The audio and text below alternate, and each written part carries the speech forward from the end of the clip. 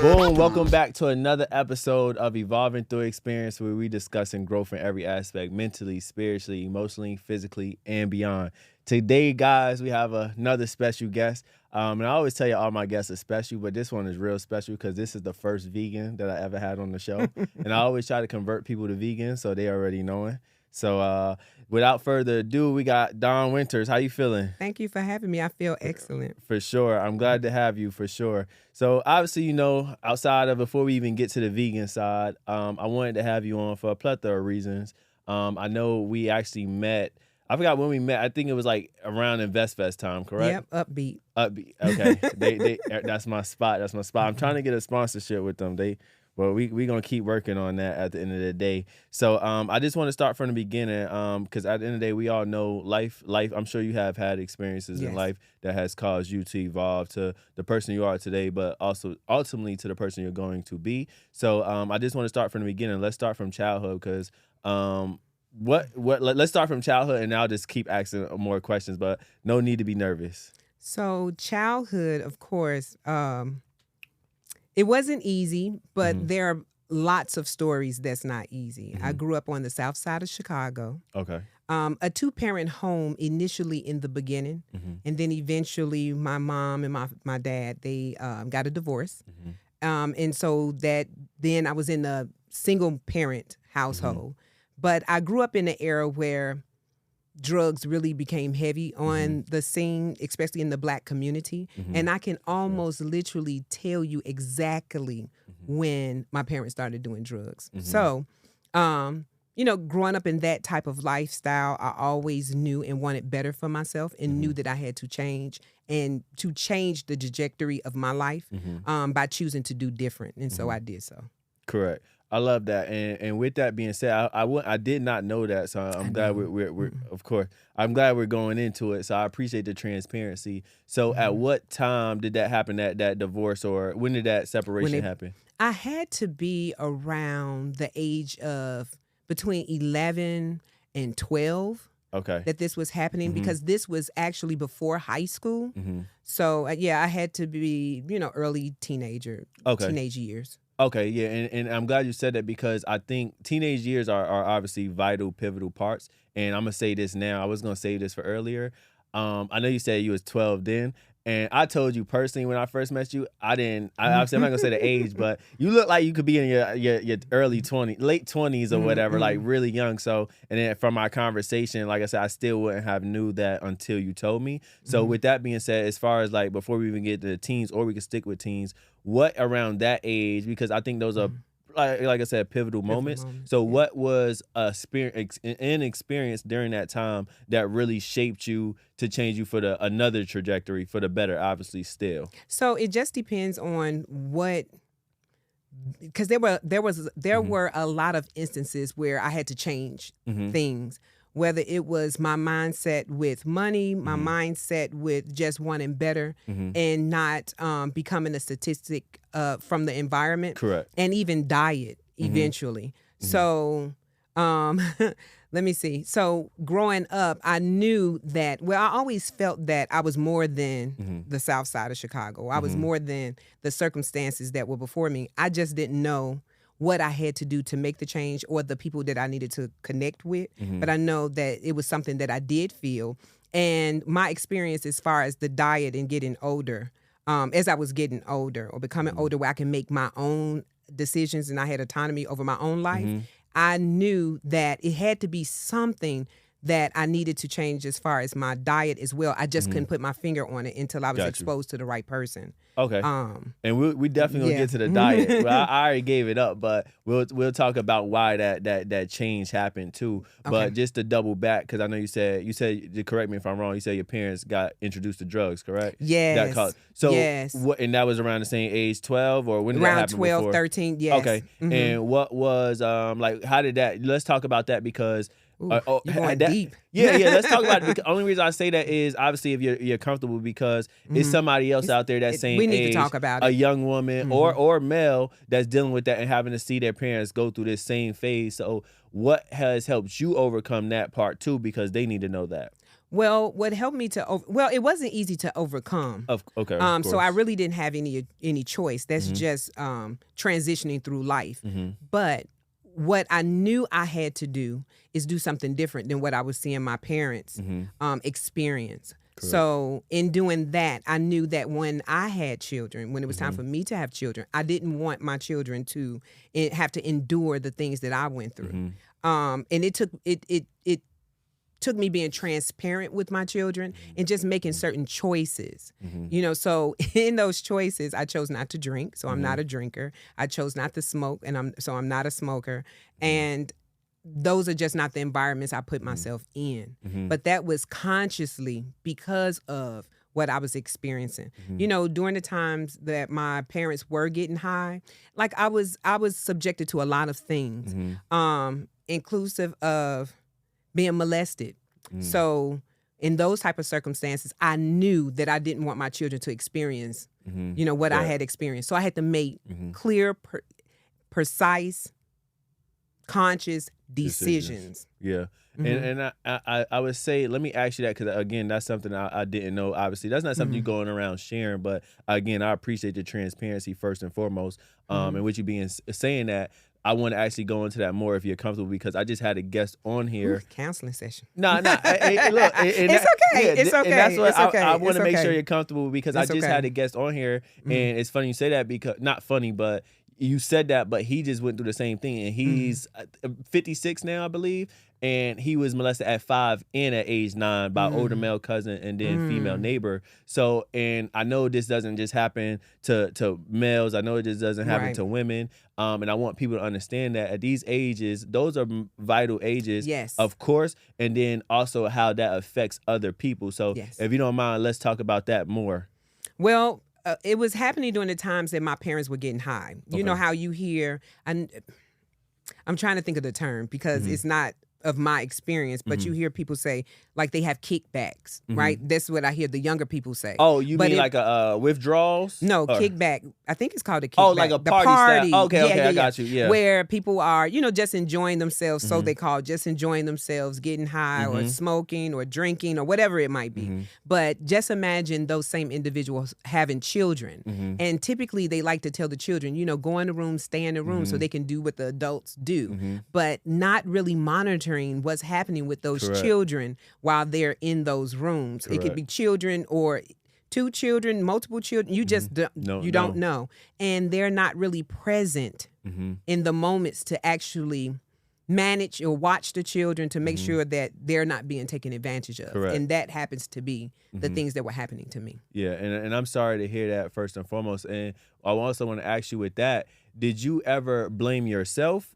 And then we can get into, did you blame your parents? I never blamed myself. I've never blamed my parents either. And I can't tell you as to why. I know when I did go through counseling, I did mention to my therapist that I don't hold my parents responsible so much about my experiences, and the reason why, I really feel like they did the best that they can do under the circumstances that they had, you know, because again, we're talking about drugs. And in order for me to move forward as an adult, and it might be the mature mindset, I knew I can't hold on to that because that would enable me to move forward. You know, so I've never looked back on the past and said, you know, I'm like this because you all did that. I've never done that, you know. And I don't think that that's a productive mindset, even though people do succumb to that. But no, I don't hold them responsible. I feel like they were really victims of what was put in our community. Intentionally, of course. Yes. And I feel like they did the best that they can do. You know, I could have had a even or more worse type of situation because there are those stories that's out there too. I'm just thankful that I'm able to move forward. And I'm glad you said that, because that goes into the mind where I want to ask you about the level of consciousness you've been able to come to. So at what point would you say that happened? I know you said adulthood, you got therapy. So do you feel like you came to that level of consciousness there, or obviously it started young and it just obviously evolved, but where did you get to that mark right there where you just like, I don't blame them? You really sat down and realized you don't even blame them or yourself. I think when I arrived to the age of 25, 27 Okay. when I met my husband as well. Okay. Because I didn't have a good relationship with my father because of some other things that took place growing up. And when my husband and I came together, he told me, you can't talk to your father like that. You have to have more respect for your father, because in order for you to be blessed, you have to let go of whatever it is that you're holding. So I think it was my husband in the maturity age. You know, they say that children don't really gain maturity until around the age, I think it's like 22 or 25 when the frontal lobe starts to develop. So I do remember turning between 25 and 27 when I asked my mother to forgive me. So yeah, I think it has something to do with the maturity or the insight that one gains as they grow. And it's funny you say that. Why did you ask her for forgiveness and versus like vice versa if they blamed themselves? Because some of the things that my mother chose to partake in, I was acting out of anger and being upset and feeling like she should be a better parent, as opposed to saying, hey, she's doing the best that she can do under the circumstances. And you don't know exactly what it is that she experienced either when she was a child, or being able to, in some, not so much as she was a child, as she was growing, you don't know what her experiences were. And she had me at a very young age, so she had to grow up really, really fast. And those are the things that I realized a little bit later in life, because even though I knew that my mother had me young, I didn't know the circumstances around it. And unfortunately, she's no longer with us to ask her those questions. And so for my thank you. And my father, I've been able to ask certain questions as to, you know, exactly what happened between the time, you know, that she conceived me and, you know, just some of her life experiences. So I was able to get that from my father. Okay, and I definitely want to go into that, but before I go into that, I just want to commend you, because that's a beautiful mindset, and I think everybody doesn't get there in life. I want to say, unfortunately, everybody's on their own timeline, so no diss to anybody else, but it's funny you say you caught that and you realize she's doing the best she could. At that moment, personally, I would say, I didn't realize that. I didn't forgive my father for certain things until I became a father. And then that's when that next level, and I'm 24, but so I didn't realize that until I became a father and I could see things from a father perspective. So at that time, at that 25, 27 age, and you realized I was already a mother. So I was going to ask you, did the mother, you being a mother, play a part or not if you wasn't a mother at that time? I have no idea. And you just gave me some insight. Maybe that's what did it. I have no idea. Yeah, you see things from a different perspective. So with that, with your father, what did he blame himself? Or he didn't blame. He did apologize. Okay. He never. One of the things that, how he expressed it was he had no idea that this was going on. So back to your question, you were saying, did I blame myself? No, I didn't blame myself. However, I was mad at the individuals, not so much my mother and my father, but the individuals that committed the act. Yeah. I was mad at them. And I had to muster up the bravery to be able to express it to my parents that this happened to me too. And that happened in adulthood as well. So that's when my father, you know, apologized, but he never... Yeah, he never blamed himself. Yeah, he never, and if I would never know. He's never voiced that. Okay. Do you think he would voice it at this moment? If I that have is no idea. No idea. Okay. And it's I see a similarity, because it seems like everybody that I've known or spoke to that has been through that unfortunate situation, and thankfully they've been able to overcome it. I realize y'all all say the same thing, that it was always hard to pretty much tell your parents. So I want to know, like, what do you feel like? I think everybody's reasons is different, and that doesn't make anybody less or more. What do you feel like the reason is for you that it took you so long to tell them? Because everybody could be different. So I just want to know that. Shame. Shame. Okay. Shame. Fear initially when I was younger. But then eventually shame. Yeah. Yeah. And with that being said, I asked that because it's somebody else out there that's dealing with that now, and I want to know, what could you tell them? Because at the end of the day, that's not for you to be ashamed about. That's actually the person or the people that committed those acts that should be more than just ashamed. Yeah. At the end of the day, so it's like that the roles should be reversed. So I'm glad you said that, because I want to know, what could you tell them out there, a male or a woman right now that has been through that, and it's like, I don't know who to tell. I'm a child. I'm angry. Yeah. I'm ashamed to even say something. What could you tell them now to, like, yo, you need to come out and let that out? Well, one, I would say that it's okay to feel these emotions. The emotions that you feel are okay. However, sometimes emotions can also cause you to feel something about yourself that's not valid, that's not true. So, because that's what emotions does, right? It can make you feel as though what I'm feeling is accurate, whether it's I'm feeling bad about myself, I'm feeling bad about my parents, I'm feeling bad about the situation. Because the fact is that these things that happened to you were not your fault. So the emotions that they have caused are also not your fault. And it's okay to let someone know exactly what took place with you. Because one of the things that I find is that as long as you carry those emotions with you and you don't let someone know what's happening with you, that it's going to affect you in the long run. Because that's a lot of pain for someone to carry, especially a child. You know, and then to go into adulthood, it's almost like you're still dealing with that child that was mistreated, you know? And that can affect you in other areas in your life.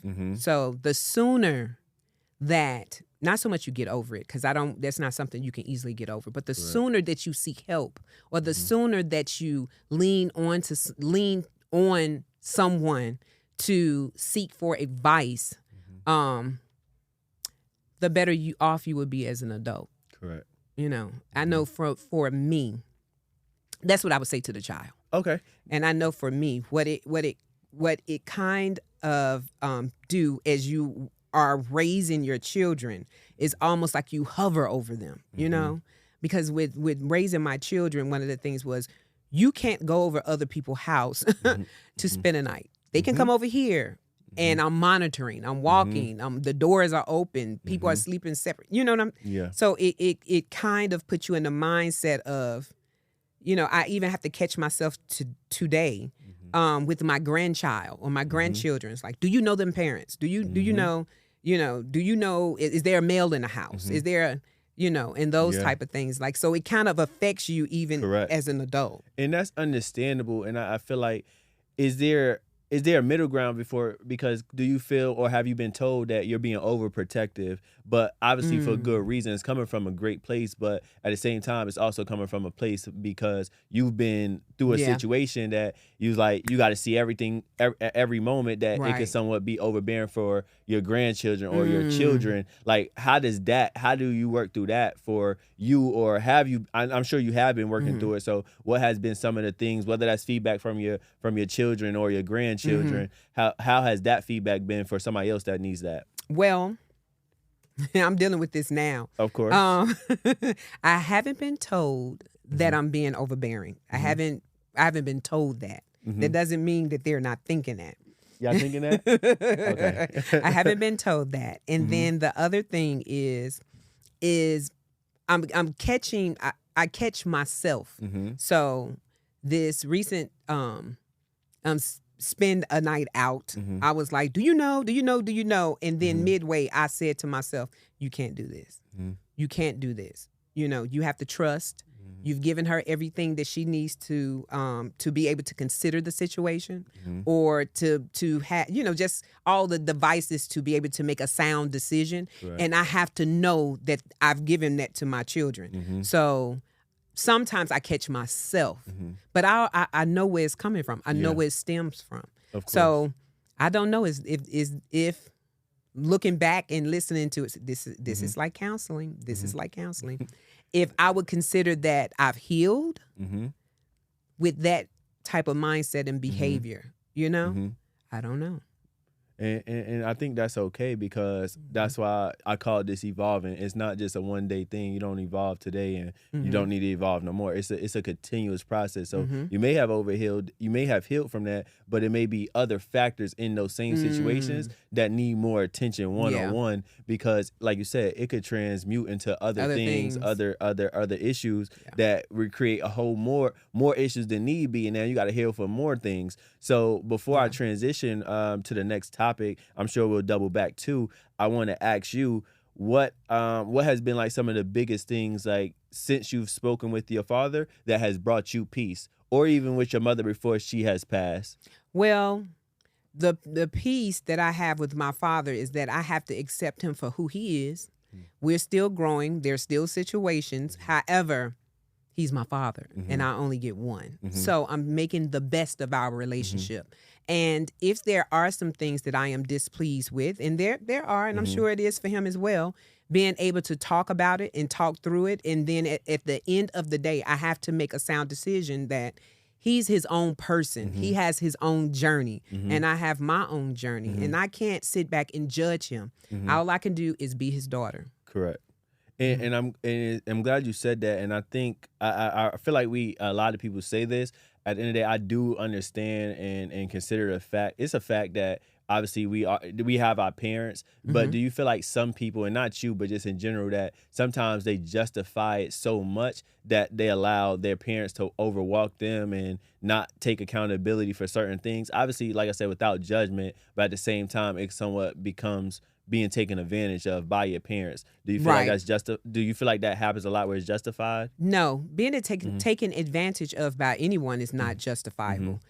But what we have to do as individuals is we have to know what our boundaries are, you know, and I've been there and I've had to set boundaries, and they're not boundaries where they're not justifiable. They are. I have to protect me at the end of the day. I have to protect me, and I'm an adult now. And so I have that ability, and I honor that, you know, and because I have to protect me to make sure that I'm okay first. What is it that they say? You put your mask on first. I have to protect me first. Yeah, and that's the responsibility that I owe to myself and accountability that I have for myself. So, correct. And was that when you say that happened, same age, 20, 25, 27? The boundaries? Yeah, the boundaries. Now, I was taught that from my therapist. Okay. So I had a situation with one of my family members, and I was telling her, you know, what I was experiencing. And she said to me, why do you allow that type of energy to come into your space? And I was like, but what do you mean? She said, if that individual was to call you, and you know that every time they come into your presence or interact with you, that's the energy that they're bringing. You don't think that you have the right to make a decision not to allow that energy to come into your space at that time. You can call them back at a later time when you're ready to deal with the energy. And I was like, wow. That was out of all of the sessions I've had with her, that was the biggest thing that I walked away from. So setting those boundaries and choosing when you're going to interact with that individual, regardless of who it is. Correct. And when did you start therapy? Was you always a fan of therapy first, or was you opposed to it? I was never against therapy. I just didn't know how to seek it. Okay. And so one day I was listening to a podcast, and the podcast was titled Black Girls Therapy. Okay. And they talked about therapists in the Atlanta area. And that's how I found a therapist. Okay. Hey, I'm gonna definitely have to check that out. I never heard them, but that's what's up. So therapy. So and what are some other forms of therapy? Because I always tell people it's not always having to go sit down on the couch and talk to somebody. It's other forms of therapy. So outside of that form of therapy, what are some other forms of therapy that help you today? Because at the end of the day, I think people think you evolve and you become great beings, but at the same time, you still have other things that you have to deal with. So what are some other forms of therapy for you? One of the big ones for me is like what we're doing now, right? So listening to podcasts, listening to experiences that people have experienced and what the tools that they use to be able to get past whatever it is that, they're going through. Yeah. So I find that to be real big. And of course, self-care. So, and then sometimes you don't know what self-care looks like. And then you also have those that don't believe in listening to podcasts. So for me, that's what I use. I wake up listening to a podcast to help set my tone, especially when it's dealing with the mindset. Of course. Because that's the biggest thing. If you don't have the mindset, then you're not going to get the end result that you're looking for. Correct. And unfortunately, a lot of people that have experienced whatever type of trauma, some sit in it, some are looking to move past it. Correct. So yeah. And do you meditate as well? I don't, not at this moment. Not at this moment? Well, it just depends because meditation can be in all forms. Okay. So sometimes, I pray. Okay. That's a form of meditation. Okay. I Got do you. pray. I pray all the time. I got you. Nah, and there's nothing wrong with that. I want to ask you, so the transitioning, so your husband, so I know you said you met him right on 25, 23. 23? Okay, Yeah. so let's talk about that phase because that's also on here. I want to talk about that. How did that come about? Because I want to ask you how have you evolved from that? Because marriage is not a simple thing. I think people think marriage is simple. I'm not married or nothing, but I just know from seeing, but speaking with somebody that is married, I want to get into that. Well, so how did y'all meet? Well, we were at Bible study and my husband, I had already had my experiences and not saying there were many, but I had my experiences. So I knew I needed something different in my life. I knew that I needed, I was ready for something different. So my husband happened to answer a question. And I was like, man, that was so profound. Who is that? So I was intrigued because, we have all of these different sides to us. Yeah. So he fed that intellectual side of me. And so that's when I was like, I need to get to know him. And we became friends. And then eventually we got married. Okay, 23. And then y'all got married when? But it was around 25. 25? I was around 25. Around 25. Okay. So now that y'all already got married, so what has been some of the challenges? Because at the end of the day, I know marriage, I don't think any relationships are easy, truth be told, but marriages, I would say, is a different type. So what has been some of the challenges? And then we're going to go into some of the positive sides too. Okay. I mean, it's all positive, but just to focus on that, if that makes sense. Well, communication, I think, and I know we hear communication all the time, but communication is not just us having a conversation, but actually hearing each other. And I think, it's not that I think, I know that has taken time.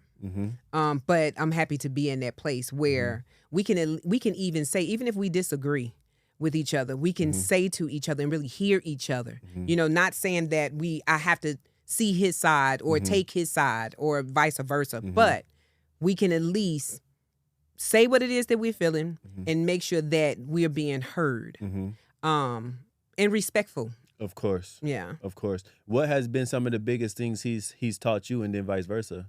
Oh, my husband has opened my eyes to a lot of things, especially travel. Okay. So. Okay. Oh, yeah, we're getting into that. You already know. So my husband is, there is an age difference. Okay.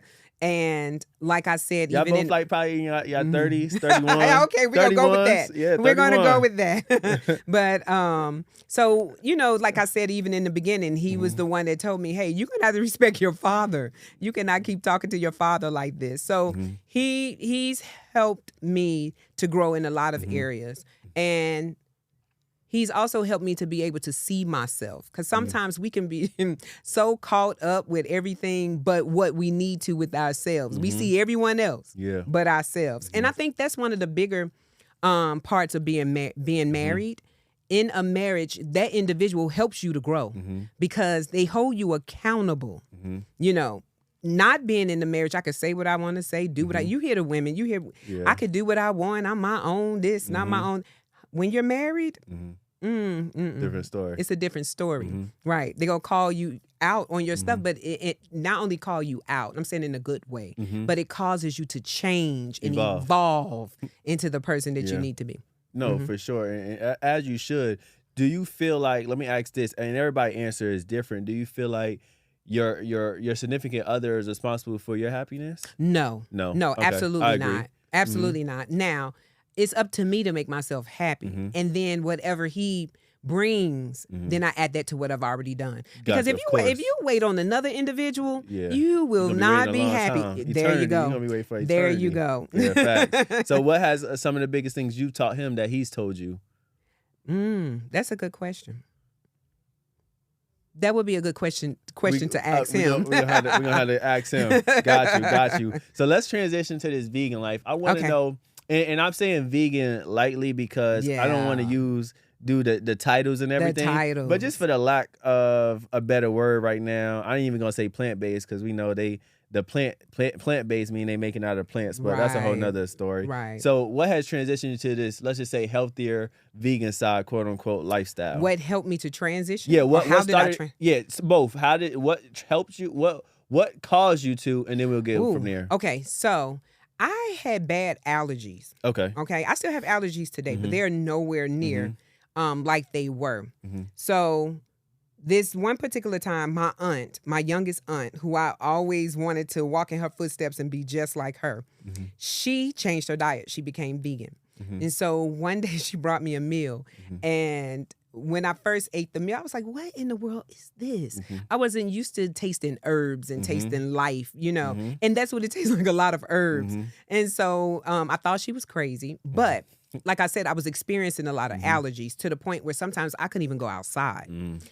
Because they were just that bad. So we had Thanksgiving dinner, and we had the common Thanksgiving meal: the ham, the turkey, the cornbread dressing, the chitterlings, the macaroni, all type of cakes and pies. The grandmama house. Everyone came to grandma's house, and we ate everything that we could under the sun. The next day, I was sick, and so it open, and I was old, like I said, I was old enough to be able to discern certain things. So at that time, I was like, it's something that I ate. It's something that was on that table. Don't know what it is, but I had already been introduced to veganism. So that's when I was like, I have to change this because the allergies were that bad. I mean, to the point where sometimes I couldn't go to school, or I would be balled up in the bed, dealing with migraines. It's like, I have to change this. I have to change this. And that was my introduction to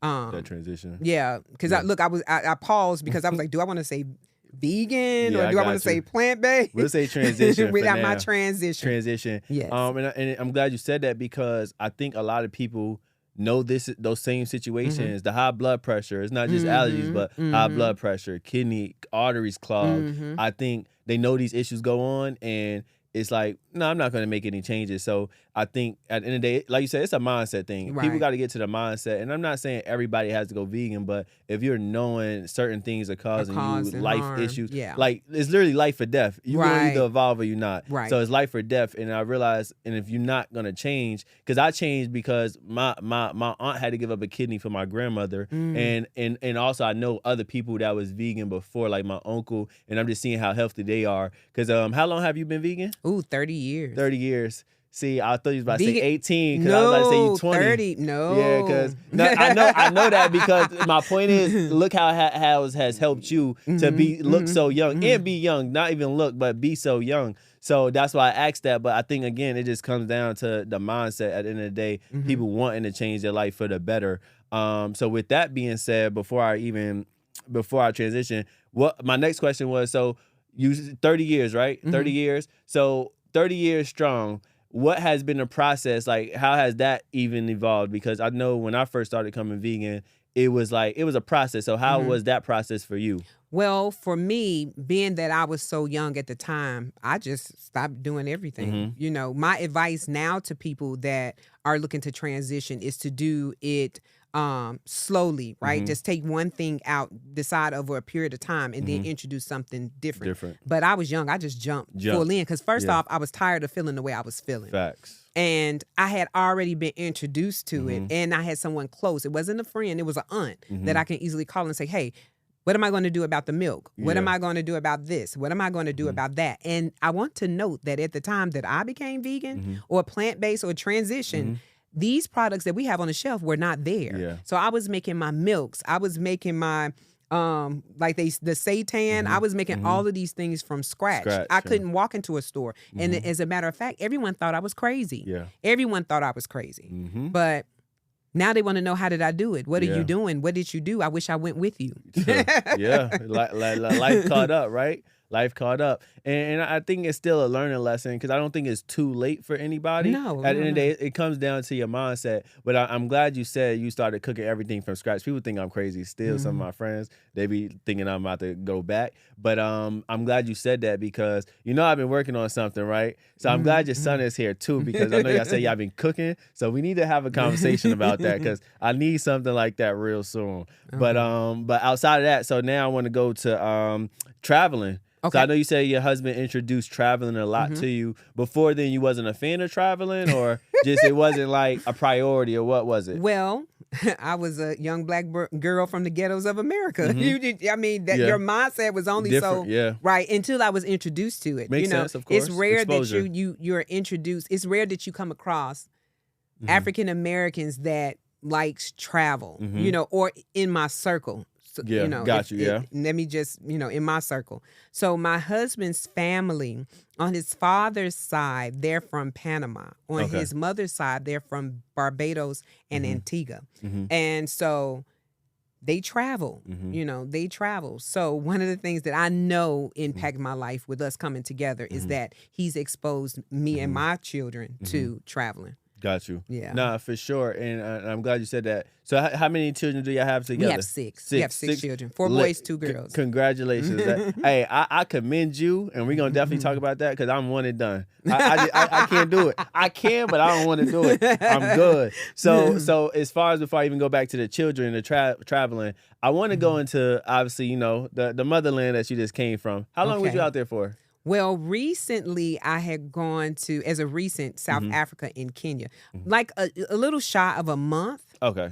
Yeah. That's super dope. I need that experience. The furthest I've been is Australia, but I'm dying. I'm dying, but living to get to Africa. I need to hit pretty much as many countries as I can in Africa. Because Africa's a continent, guys. But I want to talk about that, about your experience in Africa. Okay. That's really special to my heart because I know I'm gonna be emotional when I go out there because I just know so much has been taken from us, and obviously they still taking from it. Even though Africa is the richest continent in the world, isn't it? On this planet. But I want to talk about that because I know a lot of people think. I know we see the propaganda that you go on TV, 50 cents a day will feed a child that's running around barefoot, one hand, and mother nowhere to be found. All the BS. And at the end of the day, I want people to understand that's not what Africa is. That's not all of Africa. Right, it's probably not even the majority. It's not even the majority. Not the majority for sure. Right. It's probably a small percentage, but they focus on that and make it seem like that's the only thing. And as a child, when I was younger, that's all I seen. So I wasn't exposed to understanding it's more. It's millionaires, billionaires over there that have communities taking care of their family. So I want to go into that. So it's a lot of things that we're not exposed to, and that's intentional as well, just like with everything else. Facts. They do have a percentage of those that are in poverty, just like we do. Of course. They have a percentage that are homeless, just like we do. Facts. They have a percentage of crime, just like we do.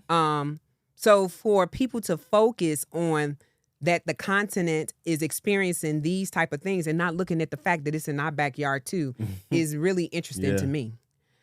Because it is, we want to shed light on what's there, but we don't want to shed light on what's happening here.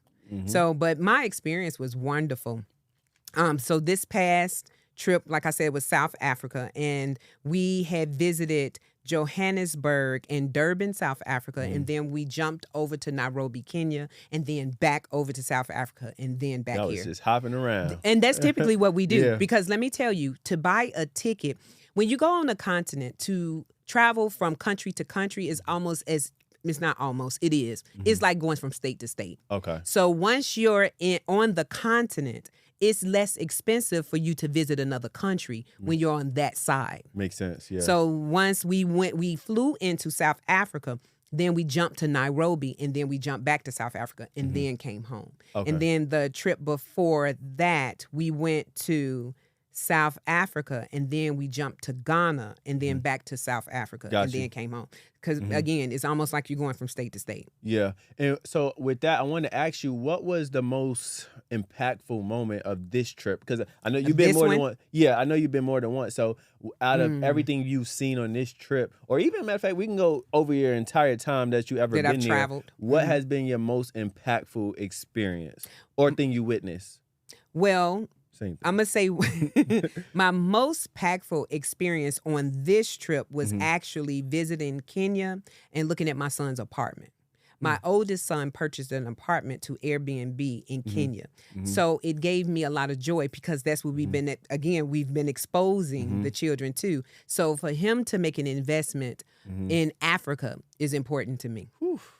I wouldn't have known that. That's lit. I definitely need to do that. It's funny you said that because I just got rid of my Airbnb and I just rented it out to a regular tenant. And Trey, he's been in Airbnb for a long time. He doesn't do it anymore now, but we pretty much transitioned. So at the end of the day, I transitioned. I'm not opposed to against Airbnb. I would do it again. Now that I've learned from my first two experiences and just scaling it up. But that would definitely be something. What part of Africa did he has that? It's in? Nairobi. Nairobi? Okay, and how was that process? He lives out there, or he just okay. So now I need that purchased process. right. Yeah. I had purchased a I was looking to purchase an inexpensive ticket when I found out that two of my friends were going to Kenya, and so I was getting ready to purchase. Then I realized that I couldn't go. So then I called my oldest son. I was like, "Do you want to go to Kenya?" And he was like, "Yeah." So I purchased the ticket and sent him instead of going myself. And so he was able to experience it. And when I tell you that, like, he was calling, like, "This is nice. Do you know how much this costs? Do you know what the services that I got here?" So it was a good experience for him. So when one of his friends that he made there had asked him that he want to do an Airbnb, he was all for it. Yeah. So See, that's the type of things that make me want to be spontaneous and just, if I didn't have a child, I would just be like, "Yo, I'm gonna book a flight tomorrow and just figure the rest out to go there." But that's really dope. So with that being said, outside of one of the most impactful experiences, and I guess this would go hand in hand, what has been some things that they've shown you out there that, because obviously we know the propaganda that we see, but what have they, like with communication you've had with different people out there, what have some of the things they exposed you to or taught you? So first off, the quality of life that our people that look just like us are having outside of America and not being faced with the same fear of the police or it's just a different quality of life that we're not privy to being here in America. And you wouldn't know that until you go. I'm not saying that they're not going through anything that's like political but so are we, and to actually see the majority is us and they're living life. It's amazing because we don't see that here. Yeah. We don't see that here. But I also want to mention my other profound experience is when we took our younger boys, our younger sons, because they're not boys, our younger sons to South Africa and Ghana, and to get their perspective on them seeing the slave dungeons, like they like to call them slave castles, but the slave dungeons, and to be able to see the life that young people like them are living in Africa. That was profound. That was the trip before last. What? And I always hear about that, and I know they always hear it's obviously an emotional roller coaster, just witnessing. So, do you mind sharing like your experience of seeing that? And it's funny they call it castles, and it's not a castle. It's far from a castle, but obviously the wording is intentional that they do. So, what was that experience for you? For me, both times, because that even though we took them the last time, that was for them to experience, and I had went the trip before then. I had went to Ghana and went to the slave dungeons. It's a lot of anger. It's a lot of pain because it's like the way it makes me feel, this crime that was committed, genocide. We have no one is charged for the crime. And we're still dealing with that separation from our family. Because one of the things that I experienced is that the people that's giving the tours, a lot of them with the exception of the video that I sent you, where the young man, the gentleman said, "This is your history." Because I asked him again. This was my second time. I've been to Elmina and I've been to Cape Coast, and I've been to both of those twice. That was my second time. And every time I interacted with the person giving the tour, they can't really. The empathy and the sympathy is not really there because it's not. It didn't happen to them. They can't relate. They can't relate. But for the last tour guide to say, "This is your history that we're teaching. This is we're talking about what happened to you and your people, to you, those of you that are in the diaspora. So for you to come back shows that you all had the strength to survive." And he said that it proves to us, I can't remember exactly everything that he said, but for him to hear him say that, because this disconnect that not all of those that's indigenous to Africa, but to this disconnect is almost like, because I'm seeing the social media posts, the things that's on YouTube is like, well, the African American don't know their lineage. They don't know where they come from. But it's almost like, but I'm still your cousin. I'm still your sister. I'm still your brother. And you shouldn't shame me for that because it wasn't my choice that this happened to me. You know? So it saddens me when I see that, but it brought me so much joy when that tour guide had said that to me.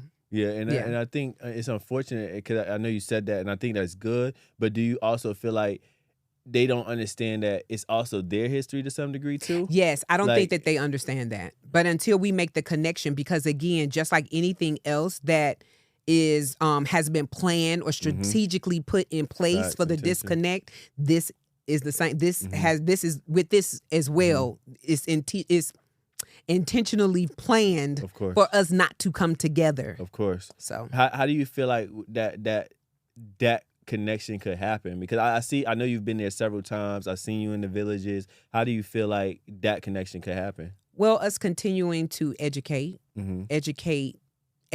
them on our history as well as them vice versa with us. Because I've learned a lot this past trip, even how marriage, the proposal of marriage and the different gifts that you have to give. You just can't marry their daughters. You have to prove that, number one, you can take care of their daughters. So they want to make sure that their daughters are going in the right household. So even something is like that, like I was taught that. And it's like, wow.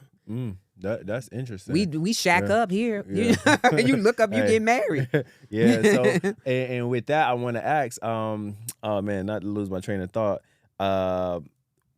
I'll come back to it when it come back to me. But as far as that, so how was that? What was the other process of like marrying somebody over there for them when it was explained to you?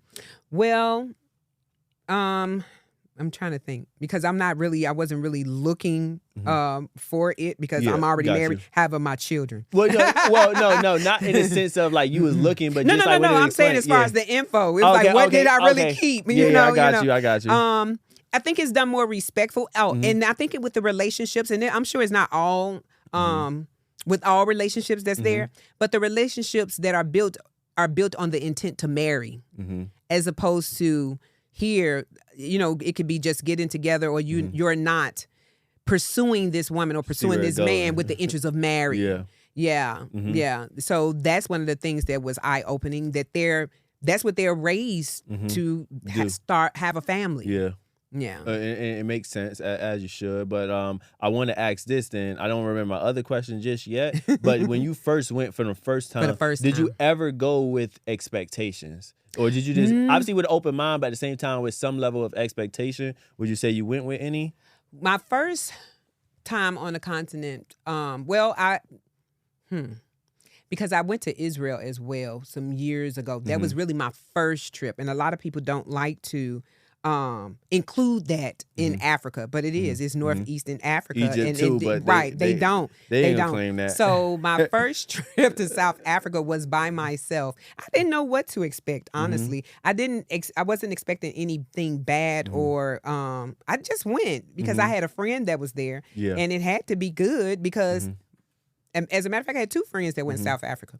And so my first trip to South Africa, it was by myself. And I just went to survey the land to see if I actually like South Africa and would consider moving there. So I'm glad you said that because I'm glad you said that. I would definitely be not. I'm definitely far from opposed to moving there, just because I'm already planning to move out the country. It's in the process. Yeah, I've been talking about it, and I got a date set for it. I just have a lot of things over here. So I think when I say move, I'll probably be gone for 3 months and go somewhere else. Because at the end of the day, I have so much over here that it's not like I can just pick up and go. If I mean, I could though, but that's a risk. That's a big risk. So are you planning on doing that move still? Okay. Yes. What's your time frame? Well, hopefully by the end of 2024. 2024? Okay. I'm glad you said that because I was going to ask you this. When is the next time you going? Do y'all travel in groups? Because I really want to go. You want to go? I want to go, and I think, I don't know if I think when the first time I go, I'm not going to take my son. Because I just want to get the full experience for myself because like me, I like to move around and I could be quicker than obviously having him. And he's young too, so I don't think I really would want to take him on that long of a flight. And I don't think his mom will want to bring him on that long of a flight either. So I just want to ask you, when is the next time you are going? Well, as of right now, as far as I understand the conversation that my husband and I have had, he said we're not taking any more trips. The next trip is out of here. So, oh man, hopefully he reconsider. If he reconsider, just let him know I'm down. Like just let me know. Like just let me know because I would really love to go. I want to go out there. I don't mind going by myself by any means. I will definitely do that. But if I go out there and somebody that's already had the experience or familiar with certain things to let me know what to watch out for, I'm definitely for it. So whenever that is playing, if he does reconsider. And I think that's part of evolving, so he will reconsider. I'm gonna manifest that. Make sure he reconsider, bro. I appreciate that because I definitely want to get out there. But before I want to transition to obviously the soap evolving. The soap. One of the most important things that people need. But and at the end of the day, that's what we introduced. Truth be told, but they still rob in Africa. So let's talk about that. I want to talk about your business. Okay, so. We run a bath and body company, a vegan bath and body company. I might add plant-based bath and body company. Yeah. So we make soaps, bath bombs, lotion, body oils, body butters, liquid soap, regular bar soap, all type of soap. So yes, that's what we do. Okay. And what made y'all decide y'all wanted to do that? So let me tell you this. Of course, with anything like that now you're vegan. A lot of things you make yourself, including you might conjure up some type of oil to rub down because you know it's good for you, and then you understand that your skin is your most important or your largest organ. Facts. And that whatever you put on it, you should be able to ingest. Correct. Right? So in doing that, and it was 2019. So we've been making our own body butters, making our own things for a long time. And then one day my father said, you should consider selling that. And I was like, selling it? Like everybody can just go in the kitchen and take some cocoa butter and some shea butter and some coconut oil. And like, what are you talking about? I even have friends that would cook with shea butter. So, it's like, I didn't think anything to it, but it became a thing. That's good. And we've been sticking with it. Nah, for sure. And I didn't know how the origin story, but I'm glad you said that also because I think, like you said, with becoming vegan, you have to start cooking a lot of things. And that's been one of my biggest struggles, like learning how to do different things. Like I try to make grits with quinoa because I know it's possible. Both together? No, not mixing, but make grits out of quinoa. Because I seen a recipe, I'm like, yo, I want grits, so I was like, let me make it. But where I messed up, I got organic quinoa. I didn't wash it. So I made it. Okay. I had the butter, like vegan butter. I had the milk. I think I had almond milk or oat milk. I don't know. And it was like, bro. It was nasty. I threw it away. I'm like, I'm never trying this again. So like, but then trying different things. But even like when I first started, I don't even do like the burgers. What's those burgers called? The Beyond Impossible Burgers. Yeah, I don't even do that. Yeah. When I first started, the transition was a process. So what do you feel like somebody else that's doing that transition? How do you feel like the best way for somebody that's been transition from the transitional diet? From the Well, I know you're talking about the processed things. Yeah, the processed things, yeah. I consider the processed foods to be more of a transitional diet. It's Okay. for those that are looking to come away from meat, but they're still dealing with the mentality of they need to have meat on their plate. They're going to evolve. You know, they're going to evolve. Just like how I said, I was making seitan products out of seitan in the beginning. I don't do that anymore. So I mean, I think that's what happened. That's the natural progression of things. Is that you're gonna, you know, transition into something that's healthier. Of course, as you should. Because I mean, what's the other option? Yeah. Are you going to ever get back to cooking? Making meal prep? Yeah. If that's what God has for me. I think he got it for you. We're going to put that out there. He got it for you. Yeah, so no, first and foremost, well, again, I definitely appreciate you coming on. I definitely enjoyed this conversation. I know it's more things we could definitely talk about. Any last words or any messages you want to leave for anybody? Well, number one, we have something for you. Okay. So we want to, we you brought a gift. Let's do it on the show. We brought you a gift. Oh, I appreciate that. Let's bring it on the show. So why not? We brought you some Bath and Body products. Oh, we're not big on Christmas, but happy early gift day. I don't do Christmas. I don't do Thanksgiving. Yeah, we don't. I don't either. knock nobody that do, but I don't do it. So we could not come on. We could not come on the show and not make sure they bring you anything. So we have you some liquid soap, sandalwood liquid soap, and then we have you an activated charcoal soap bar with oats. And a soap dish, and we have you some nice body butter. Look at that. That's amazing. I appreciate it. We're going to definitely make sure we run this on the show. Make sure do a separate one for this. Y'all see it. Got the stand for it, too. No, I appreciate this. I'm going to hide this from my girlfriend. So no. This. She's going to get it. She's going to get it. We're not even going to let her see this. Yeah. But my final message would be, don't allow any of the negative experiences to inhibit you from growing. You know, and always know that you're bigger than your circumstances. No, I appreciate that again, because that's evolving through experience right there. It's evolve or dissolve. And y'all know, man, it's no other option. You're either going to evolve or you're going to dissolve. So again, if y'all enjoyed another episode of Evolving Through Experience, make sure y'all follow us, y'all like us, share it on all platforms, and then, man, just keep evolving to all my evolvers out there. I appreciate y'all again. Peace.